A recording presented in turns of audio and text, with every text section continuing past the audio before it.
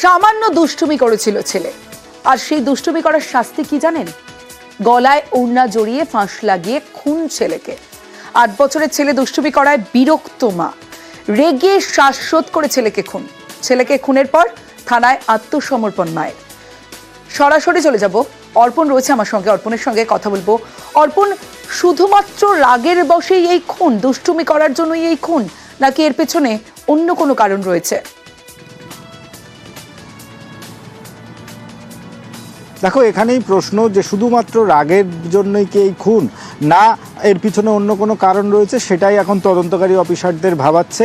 আজ তার মৃত মাকে অর্থাৎ তনুজা মণ্ডলকে বারুইপুর মহকুমা আদালতে পেশ করার পর 22 তারিখ পর্যন্ত পুলিশি হেফাজতের নির্দেশ দেওয়া হয়েছে। তদন্তকারী আধিকারিকরা এখনো পর্যন্ত তাকে জিজ্ঞাসাবাদ করে যেটা পেয়েছে যে ছেলে দুষ্টুমি করছিল, তাকে বারবার তিনি বোঝাচ্ছিলেন, কিন্তু দুষ্টুমি সে থামাচ্ছিল না। সেই কারণেই তাকে খুন করেছে, এই স্বীকারোক্তিতেই সে রয়েছে। গতকাল থেকে 3 দফা তাকে জিজ্ঞাসাবাদে তাকে একই তার উত্তর, কিন্তু এর পিছনে অন্য কোনো কারণ রয়েছে কিনা, পারিপার্শ্বিক কোনো সমস্যা ছিল কিনা, সব কিছু খতিয়ে দেখা হচ্ছে। এর পাশাপাশি পরিবার এবং তার প্রতিবেশীরা আরও একটি অভিযোগ করেছেন, তার ছোট ছেলে, 8 মাসের ছোট ছেলেও কিছুদিন আগে তার মৃত্যু হয়েছে, সেখানেও কি এই দুষ্টুমি, 8 মাসের ছেলেকেও কিন্তু খুনের অভিযোগ করেছেন প্রতিবেশীরা। সেখানে এই বিষয়টিকেও কিন্তু তদন্তকারী আধিকারিকরা বারে বারে তার মাকে জিজ্ঞাসাবাদ করার পরেও কিন্তু এখনো পর্যন্ত কোনো সদুত্তর মেলেনি। তবে পুলিশের কাছে সে স্বীকার করেছে দুষ্টুমির জন্য কথা আত্মসমর্পণ করেছেন, কিন্তু কি কারণে খুন করেছেন, শুধুমাত্র কি এটাই কারণ, নাকি এর পেছনে অন্য কোনো কারণ রয়েছে, খতিয়ে দেখছে পুলিশ। এই তুমি ছেলেকে মেরেছো? হ্যাঁ, মেরেছো? কেন মেরেছো? হ্যাঁ, কি করছিল? বদমাইশি করছিল, বলো।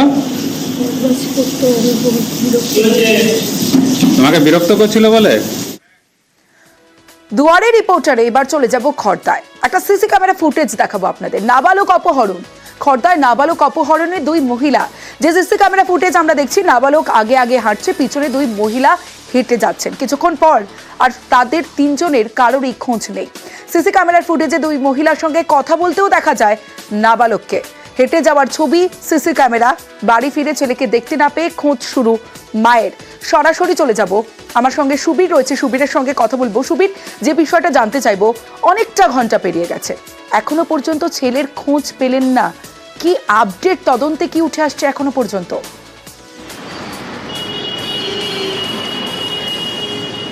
দেখো, গতকাল ঠিক সন্ধ্যাবেলা 7টার সময় এই যে 10 বছরের নাবালক অভয় কুমার দাস, সে তার বাড়িতে সামনে কিন্তু খেলছিল, এবং সেই সময় কিন্তু বাড়িতে কেউ না থাকার সুবাদে সেই জায়গা থেকে কিন্তু 2 জন মহিলা সেখানে আসে এবং তাদের সাথে কথা বলে অচিলায় তাকে সেখান থেকে কিন্তু নিয়ে চলে যায়, এবং সেই ছবি ধরা পড়ে সিসিটিভি ক্যামেরায়। যখন বাড়ির লোক জানতে পারে যে তার ছেলে বাড়িতে নেই, তারপরে কিন্তু তারা রহড়া থানায় অভিযোগ করে, এবং রহড়া থানার পুলিশ কিন্তু গোটা ঘটনার তদন্ত শুরু করেছে।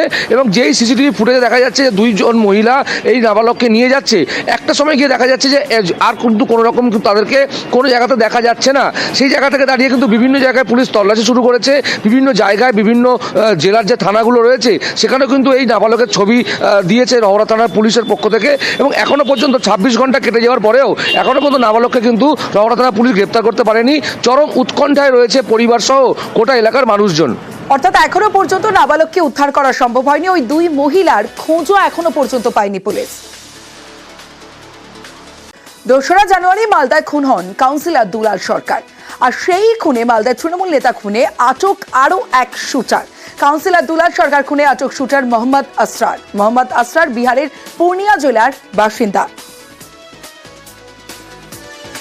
সরাসরি চলে যাব, সেবক রয়েছে আমার সঙ্গে, সেবকের সঙ্গে কথা বলবো। সেবক, এই মোহাম্মদ আসরার, তার ভূমিকা কি ছিল দুলাল সরকার খুনে, আর তার খোঁজ কিভাবে পেল পুলিশ?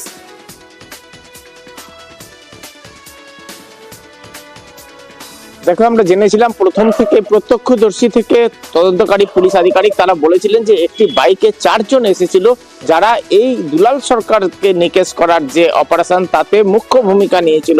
এর মধ্যে 2 জনকে আগেই গ্রেপ্তার করা সম্ভব হয়েছিল, কিন্তু আরো কয়েকজন পালিয়ে যায়। আর এদের মধ্যে মোহাম্মদ আসরার, সে কিন্তু অন্যতম অভিযুক্ত। সে স্কুটার তাকে ভাড়াটে খুনি হিসাবে আনা হয়েছিল, এমনটাই তদন্তে বা যাদেরকে গ্রেপ্তার করা হয়েছিল তাদের জিজ্ঞাসাবাদ করে পুলিশ পেয়েছিল। তার ভিত্তিতেই তার মোবাইল লোকেশন ট্র্যাক করা এবং অন্যান্য কিছু প্রযুক্তির ব্যবহার করা হচ্ছিল। বিভিন্ন রাজ্যে তার কিন্তু টাওয়ার পাওয়া যাচ্ছিল, বিভিন্ন রাজ্যে তার গতিবিধি নজরে পাচ্ছিল পুলিশ। আর শেষ পর্যন্ত ভিন রাজ্য থেকে তাকে গ্রেপ্তার করা সম্ভব হয়েছে। গোপন ডেরায় হানা দেয় পুলিশ, পুলিশের বিশেষ দল তাকে গ্রেপ্তার করতে সমর্থ হয়েছে আজকে দুপুরেই। আগামীকালই তাকে মালদা আদালতে তোলা হবে তাকে জেরা করে। এই যে খুনের পরিকল্পনা, এর পিছনে আরো কোনো মাথা রয়েছে কিনা বা কে আছে সবটাই জানা যাবে। তার জন্য তাকে হেফাজতে নেবে এমনটাই পুলিশ সূত্রে জানা যাচ্ছে। বেশ। উত্তর চব্বিশ পরগনার হারোয়ায় সেখানে তৃণমূল পার্টি অফিসে ভাঙচুর। ছবিটা দেখুন, ভাঙচুরের ছবিটা দেখুন। নতুন ব্লক সভাপতি ঘোষণা হতেই রীতিমতো উত্তেজনা। আলিপুর বাজারের কাছে পার্টি অফিসে ঢুকে রীতিমতো তাণ্ডব।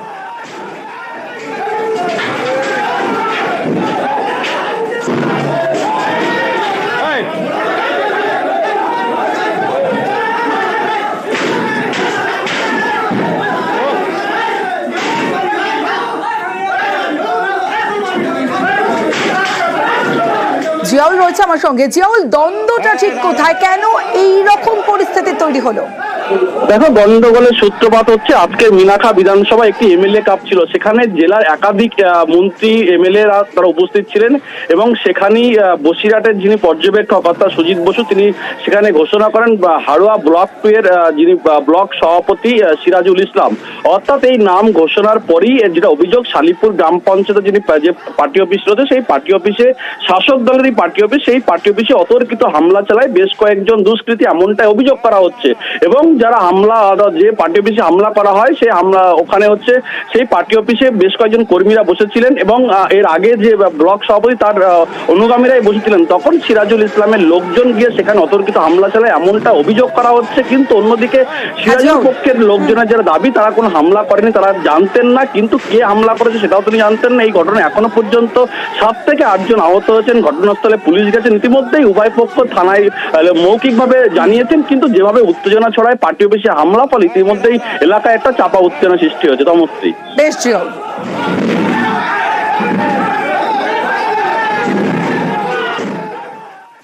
দুয়ারে রিপোর্টারে এবার যে খবরের দিকে নজর রাখবো, কলকাতায় পাকড়াও আফগান নাগরিক। ভুয়ো নথিতে পাসপোর্ট বানিয়ে ধৃত।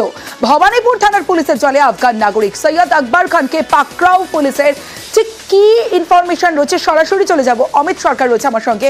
অমিত, এই আফগান নাগরিকের খোঁজ কিভাবে পুলিশ পেল, আর এই সৈয়দ আকবর খান সম্পর্কে কি কি তথ্য রয়েছে পুলিশের কাছে?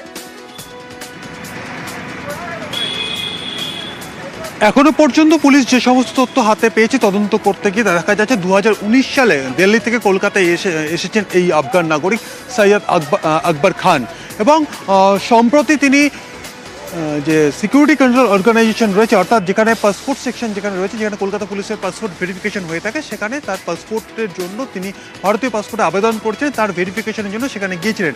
সেখানে গিয়েই তার যে সমস্ত নথিপত্র তিনি সেখানে জমা দিয়েছিলেন সেই সমস্ত নথি ভেরিফাই করতে গিয়ে বা খতিয়ে দেখতে গিয়েই সিকিউরিটি কন্ট্রোল অর্গানাইজেশনের যারা অফিসার রয়েছে তাদের সন্দেহ হয় যে এই সমস্ত নথি কোথাও গিয়ে ভুয়ো মনে হচ্ছে তাদের।